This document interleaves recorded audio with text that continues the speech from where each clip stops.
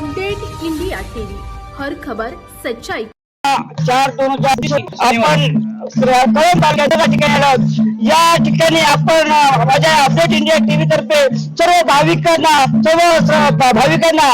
हनुमान जयंतीच्या हार्दिक शुभेच्छा। आणि आज आपण हनुमान जयंती शुभ पर्व आपण या ठिकाणी आलो आहोत। या ठिकाणी 5/4/2025 पासून आज 12/5/4/2025 पर्यंत श्रीमद भागवताचे या ठिकाणी आयोजन केलं होतं। आणि आज सांगता आहे, सांगता भव्य अशी शोभायात्रा आपल्याला दिसत आहे।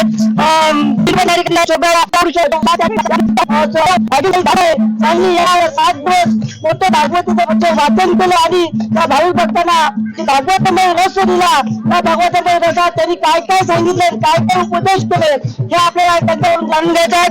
आपल्या हरिभक्तपरायणचं आपण 7 दिवस आपला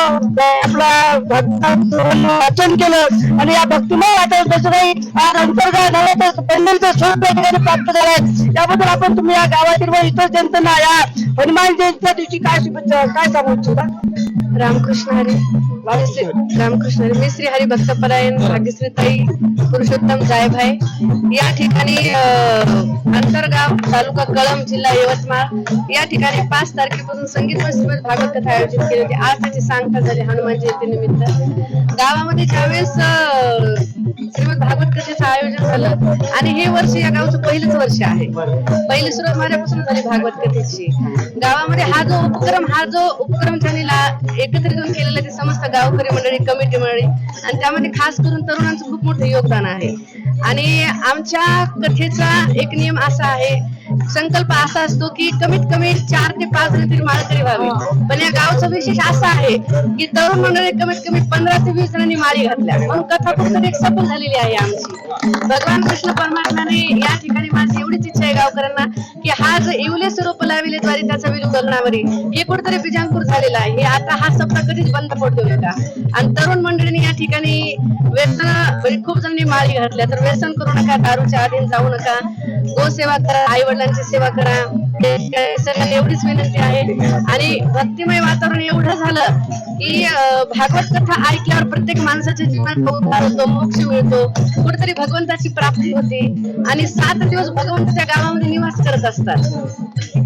खूप सुंदर वाटलं गावात पण कथा करून। सगळ्यांनी तेवढा प्रोत्साहन दिलं, तरुण मंडळी असतील, महिला, ताई, पुरुष मंडळी, खूप जणांची संख्या मोठ्या संख्येमध्ये सगळ्यांना उत्स्फूर्त प्रतिसाद दिला सगळ्यांनी।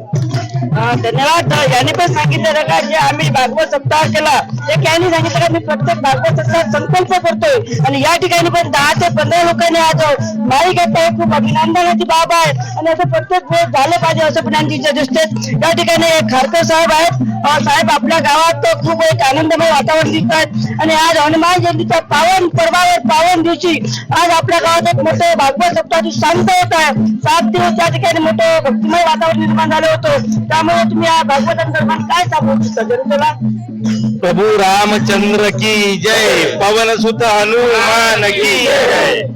सांगायचं असं की जवळजवळ आमच्या अंतरगाव इथे जवळजवळ 20-25 वर्षा आधीपासून भागवत कथा आपल्या इथं झाली पाहिजे आणि गाव आपलं एकोप्यानं राहिलं पाहिजे अशी सर्व गावकऱ्यांची इच्छा होती।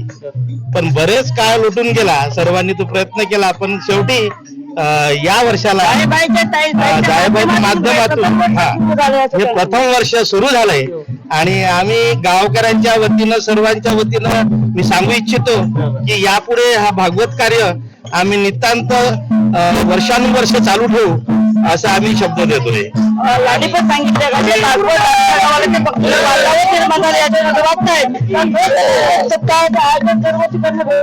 या संदर्भात आपल्या उद्धव मंडळाचे जिल्हा सचिव आहे